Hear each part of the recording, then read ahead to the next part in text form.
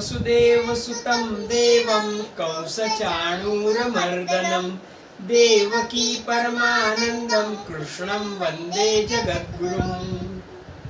कृष्णाय वासुदेवाय हरये परमात्मने प्रणतक्लेशनाशाय गोविंदाय नमो नमः। जय जय राम कृष्ण हरी, जय जय राम कृष्ण हरी। मंडळी, बघता बघता बघता पालखी सोहळा आळंदीहून निघून पंढरपुरी येऊन पोहोचला।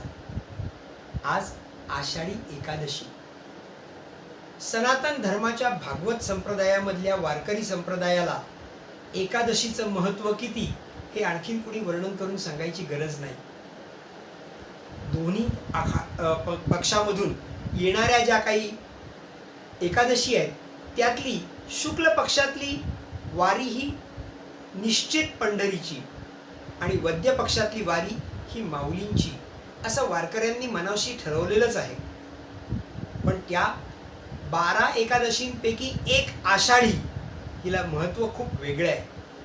ही देवशयनी एकादशी। संपूर्ण एवढ्या वर्षभरात आता देवशयन करणार आणि चातुर्मासाला प्रारंभ होणार। वारकरी इथं येऊन संपूर्ण वारी करून का निघतात आळंदीहून? माऊलींनी सांगितलं, माझ्या जीवीची आवडी पंढरपुरा नेईन गुढी। याच्यात पंढरपुरा नेण्याच्यापेक्षा सगळ्यांना बरोबर नेण्याची गोष्ट जी आहे, जी भावना आहे, मिळविली मांदी वैष्णवांची, हे माऊलींचं जे कर्तृत्व आहे त्याला तो एक कुर्निसात म्हणता येईल अशी गोष्ट आहे। सगळ्यात महत्त्वाची गोष्ट असते की या दिवशीपर्यंत आदल्या दिवशी रात्री दशमीला सगळे सोहळे आळंदीतून निघालेले, देहूहून निघालेले, नाथ महाराजांचे असतील, मुक्ताई त्याच्याही आधी निघते, निवृत्तीनाथ, सगळे सोहळे एकत्रित येऊन सोपान काका वगैरे सगळ्यांचे मिळून दशमीला पंढरपुरामध्ये येऊन मुक्काम करायचा आणि एकादशीला तिथं पोचायचं। पंढरीचा वास, चंद्रभागे स्नान एवढं जरी झालं तरी वारकऱ्यांना माझी वारी झाली असं वाटतं। आपल्याला सगळ्यांना माहिती आहे की आषाढी एकादशीला पंढरपुरामध्ये स्वतः पांडुरंगाचं दर्शन घेणं हे खरंच केवळ भाग्यवंतांना मिळू शकणारी गोष्ट आहे। 10 ते 12 लाख लोक येतात, यातल्या काही मोजकी लोकांना दर्शनाची संधी मिळत असते। उरलेल्यांकरता राऊळाच्या कळसावर पांडुरंग येऊन थांबतो आणि सगळ्यांना मनसोक्त दर्शन देतो, त्याच्यातही त्यांना तृप्ती होत असते। म्हणजे प्रत्यक्ष दर्शन हा भाग त्यांच्या मनात स्वप्नातही नसतो। कोणी जाऊन आलं तरी ते सांगतात, वा वा, आम्ही पंढरपूरला जाऊन आलो। पांडुरंगाला भेटल्याचं सुख त्यांना त्या भूमीमध्ये शिरल्यानंतर मिळत असतं। याच्यावर समाधानी राहणारे आमचे वारकरी लहानपणापासून मनावर बाणवत आलेले असतात, ठेविले अनंते तैसेची राहावे, चित्ती असो द्यावे समाधान। त्यामुळे या वर्षीच्या या मानसवारीतही आमचे वारकरी स्वतःला तृप्त ठेवण्याचं नसलं शक्य तरी समाधानी मात्र मानत आले। निदान माझी मानसवारी घडली।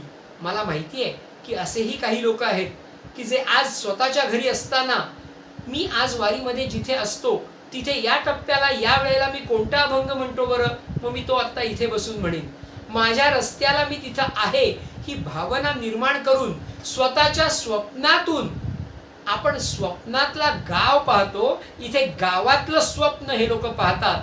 आज या टप्प्याला मी इथं धावा करतोय, आता मी इथं भारुड म्हणणार आहे आणि या टप्प्याला इथं आमच्या सगळ्यांच्या बरोबर हा उडीचा खेळ रंगलाय। मग टाळ मृदंगांच्या नादात स्वतःच्या घरात यांनी समाधान मानलंय। त्याचं कारण त्यांच्यावर झालेले संस्कार आहेत। चित्ती असो द्यावे समाधान। आपण परमेश्वराला भगवान म्हणतो। भग याचा अर्थ छिद्र, ख आकाश, मोकळं असं असणारं, जी पोकळी आहे त्याला ख म्हणतात। आपल्या शरीरात असंख्य पोकळ्या आहेत, म्हणून आपल्याला शरीराला जे आनंददायी आहे त्याला सुख असं म्हणतो। जे त्रासदायक आहे त्याला दुःख असं म्हणतो. सुख परत परत मिळावं अशी इच्छा होते आणि दुःख टाळण्याकडे द्वेष केला जातो. बुद्धीला जे पटतं की जे सुखकर आहे त्याची इच्छा होते. बुद्धीला जे पटत नाही, त्रासदायक वाटतं, ते दुःख आहे त्याचा द्वेष केला जातो आणि या दृष्टीने प्रयत्न केले जातात. हे 6 आत्मगुण आहेत. 5 महाभूतांनी बनलेला देह, 5 महाभूतांनी बनलेली सृष्टी, यांचा जीवात्मा, पिंड आणि ब्रह्मांड हे एकच आहे. यांना घडवणारा, 5 भूतांची झाडणी करणारा असा तो पांडुरंग वेद जया लागी नित्य वाखाणती, तो हा पांडुरंग पंचमहाभूतांनी बनलेल्या सृष्टीमध्ये काय कल्लोळ करून ठेवलाय. पृथ्वी, जल, तेज, वायू, आकाश सगळंच दूषित झालंय. या प्रदूषणाला स्वच्छ करण्याकरता त्यांनी काय योजलंय हे आपल्याला ठाऊक नाही. मग आपलं कार्य काय राहतं? जे आपल्यावर सोपवलेलं कार्य आहे ते नीट करायचं. अगा जया जे विहित ते ईश्वराचे मनोगत. यावर्षी माऊलींची इच्छाच अशी की आपण सगळ्यांनी ही मानसवारी पूर्ण करायची. शरीर नीट तंदुरुस्त राखलंच पाहिजे. शरीरम आद्यम खलु धर्म साधनम. आपलं शरीर चांगलं राहिलं तर मन चांगलं राहील. मन चांगलं राहिलं तर चित्त थाऱ्यावर राहील. मन चित्त नीट राहिलं तर बुद्धी योग्य कार्य करेल आणि मग आत्मा प्रसन्न राहील. तो देहातला आत्मा राम सुखायचा असेल, सुखवायचा असेल तर आपल्याला देहाला सांभाळायला पाहिजे आणि आल्या प्रसंगाला तोंडही देता आलं पाहिजे. आणि म्हणूनच मला असं वाटतं की ही परमेश्वराची योजना आमच्या वारकरी मंडळींनी खूप मनोभावे घेतली, सकारात्मक ऊर्जेने घेतली आणि सकारात्मक श्रद्धेने घेतली. त्यांना माहिती आहे की त्यांना पांडुरंगाला भेटायला तिथपर्यंत गेलंच पाहिजे असा तो हट्टी नाहीच आहे मुळी. तो तर सांगतो पत्रम पुष्पम फलम तोयम, काहीही द्या, खरं तर काही देऊ नका, दिवसभरातला एक निमिष माझ्यासाठी स्मरण करा, मी तुमचाच आहे, योगक्षेम वहाम्यम असं सांगणारा पांडुरंग. जर तुमची वारी चुकली म्हणून तुम्ही खेद मानत असाल, खंत करत असाल तर त्याला तरी त्याचं सुख मिळेल का हो? भक्तांना होणारं दुःख हे त्याच्याही हृदयाला टोचणारं असतं. तो तुम्हाला सांगतो की तुम्ही माझ्यापर्यंत यायलाच पाहिजे असं नाही. इथं खरंच प्रत्येकाच्या हृदयी आज मला खात्री आहे की पांडुरंगाने स्थान ठेवलेलंच आहे आणि पांडुरंगाने आपलं दर्शन प्रत्येकाला त्याच्या त्याच्या मापानी आपापल्या वारीप्रमाणे गोचर म्हणजे इंद्रियांना समजेल असं केलंय. कुणाला स्पर्श कळतो, कुणाला शब्द कळतो, कुणाला तेज दिसतं, कुणाला रूप कळतं, कुणाला रस कळतो, कुणाला गंध समजतो. या सगळ्यातून निर्गुण अशा ज्या रूपाची उपासना आपण करायची ती ही मानसवारी. गेल्या काही दिवसांमध्ये आळंदीपासून इथपर्यंत पांडुरंगापर्यंत येऊन पोचताना आमचा प्रयत्न आपल्याला वारीच्या टप्प्यात घडणाऱ्या गोष्टी सांगणं एवढंच होतं. आज आषाढी एकादशीला माऊली जरी पांडुरंगाच्या पंढरपुरात असली तरी दर्शनाला आज जात नाही. सगळ्या भक्तांना कुठे दर्शन होतं? चंद्रभागेमध्ये स्नान केलं जातं, नगर प्रदक्षिणा केली जाते आणि माऊली पुन्हा स्वतःच्या माऊली पादुका मंदिरात विसावते. दिवसभरात भक्तांचा ओघ चालूच असतो. 7ही मानाच्या पालख्या आणि इतर सर्व संत मंडळी, त्यांच्याबरोबर आलेले वारकरी. खरं वारकरी ही काय संप्रदायाची चीज आहे हे कळायला वारकरी असावं लागतं. खरे वारकरी, निष्ठावान वारकरी हे निरपेक्ष असतात. काया, वाचा, मन यातल्या कुठल्याच गोष्टीचं त्यांना काहीही लेपनच नाही. म्हणूनच ते निर्लेप असतात, निरपेक्ष असतात. आणि अपेक्षा ठेवल्या तर अपेक्षा भंग. मुळात इथे अपेक्षाच नाही, अंक मिळावं अशी मागणी त्यांच्या वतीने कोणीतरी करत असतं. किती वारकऱ्यांना मनोभावे रस्त्याने चाललेला सोहळा कोणत्याही कारणाने थांबलेला आवडतो. राजकारण हा त्यांचा स्थायी भाव नव्हेच मुळी. दबावाचं राजकारण हे वारकरी करत नाहीत, वारकऱ्यांचे नेते करतात. त्यामुळे एक गोष्ट लक्षात ठेवावी की वारकरी जो खरा आहे तो या कुठल्याही गोष्टींनी सळत नाही, ढळत नाही. रस्त्याने वळत नाही आणि त्याला काही कळत नाही असं काही नसतं. तो शहाणा आहे, पण तो निरपेक्ष आहे.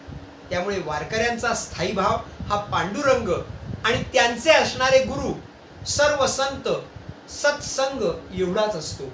मग हा सत्संग व्हायला प्रत्येक वेळेला पंढरपुरापर्यंत वाटचाल केलीच पाहिजे असं काही नाही. ठाईचं बैसोनी करा एकचित्त, त्याने आनंद आळवावा या भावनेनी त्यांचा सत्संग त्यांच्या स्थायी होऊ शकत असतो. पण लोकांना कळावं, लोकांना गोडी लागावी, लोकांना संस्कार कळावेत आणि रूढी परंपरा समजाव्यात. काय शिस्त असते, वारी काय शिकवते. वारी सहन करायला शिकवते, वारी मनन करायला शिकवते, वारी वाचन करायला शिकवते, वारी तपन करायला शिकवते. आणि म्हणून एकतरी वारी अनुभवावी असं मला वाटतं. आज आषाढीला याहून अधिक काही माऊली सांगते असं मला कळत नाही. स्वतः कैवल्य साम्राज्य चक्रवर्ती संत श्रेष्ठ असे श्री ज्ञानेश्वर महाराजांनी स्वतःचाच आदर्श घालून दिलाय. आजच्याच दिवशी पांडुरंग भेटला तर तो आपल्याला आशीर्वाद देणार आहे असं नाही. म्हणून माऊलींची पालखी सुद्धा आज मंदिरात दर्शनाला जात नाही. ज्या दिवशी पंढरपुराहून परत परतीचा प्रवास सुरू होणार त्या गुरुपौर्णिमेच्या दिवशी विशेष करून एवढ्याच एका वेळेला माऊलींच्या पादुका या पांडुरंगाच्या भेटीला दर्शनाला मंदिरात जात असतात. त्याविषयी पुढच्या टप्प्याला पुढच्या भाषणात मी बोलणार आहे. सगळ्यात महत्त्वाची गोष्ट, एका दिवशी पांडुरंग भेटतो आणि दुसऱ्या दिवशी भेटत नाही हे आपल्या मनावर बिंबवण्याकरताच स्वतः माऊलींनी जर धडा घालून दिला तर तो आपण पण अंगीकारायला पाहिजेच. मला मान्य आहे, आम्ही वारी करतो या सगळ्या अहंकारांना माऊलींनी कदाचित थोडंसं संयम ठेवायला शिकवलेलं असावं. मी यात्रा करतो ही भावना नको, मी यात्रा करतो ही भावना नसायला हवी. आणि म्हणून आपल्या शरीरावर, मनावर, आत्म्याला प्रसन्न करण्याकरता माऊलींनी हा संयम शिकवण्याकरता यंदाची ही एक वेगळी आगळी अडचण असली तरी सुद्धा बरंच काही शिकवणारी अशी मानस वारी आपल्या सगळ्यांकडनं करवून घेतली आहे. परीक्षा पाहणारे तेच, परीक्षेतनं उत्तीर्ण करणारेही तेच. यातनं जो तरला तो तरला. लक्षात एवढंच ठेवायचं की आपण आपलं भान ढळू द्यायचं नाही, आपलं उद्दिष्ट ढळू द्यायचं नाही. ध्येयम संकल्पमयच, चिंतन, उहन, विचार त्याप्रमाणे ध्येय ठरवलं, प्राप्ती कशाची हवी हे नक्की झालं की त्याप्रमाणे आपण प्रयत्न करायचे. सत्य संकल्पाचा दाता तो नारायणच असतो. आषाढी एकादशीच्या दिवशी उपवास करतात. हा उपवास आहाराने करावा इतकं नसतं. आजारी माणसांनी तब्येत सांभाळावी. सोसेल तेच हितभूक, मितभूक, ऋतभूक असंच खावं. आहार सांभाळावा, आचार सांभाळावा, आचार रसायन सांभाळावं. आपण घालून दिलेली परंपरा सांभाळावी. आपली तेजस्वी असणारी ही परंपरा जोपासायची असेल तर आपण आपलं नित्यकर्म सांभाळलं तर तो आपल्याला निश्चितच भेटतो. त्या दिवशी सकाळचं चंद्रभागा स्नान आणि नगर प्रदक्षिणा करून झाल्यानंतर सर्व भक्तांची यासाठी माऊली, स्वतः विठ्ठल आणि सर्व संत अगदी मोकळेपणाने भक्तांसाठी आपापल्या जागी दर्शन द्यायला थांबलेलेच असतात. निष्ठावान वारकऱ्याचं मत म्हणून मी एक छोटंसं काव्य आपल्यासमोर मांडू इच्छितो. आणि इथं मी आषाढी एकादशीच्या आजच्या माझ्या मनातल्या विचारांना ओठावर आणून विराम देणार आहे. एखादा निष्ठावान वारकरी म्हणेल, दुर्मिळ हा क्षण असेल विलक्षण, तरी ईश्वरार्पण करत असे. डोकवुनी पाहावे, अंतरंग जाणावे, आपणात ओळखावे रूप त्याचे. पिंड ब्रह्मांड एक, हाच भाव नेक, सदा मनी राख ब्रह्म सत्य. येई अशी स्थिती वाटते आपत्ती, ईश्वराची मती न कळे. संकल्प नवीन, नवीन जीवन, नवीन नमन तुझे पायी. पांडुरंगा, पांडुरंगा, पांडुरंगा.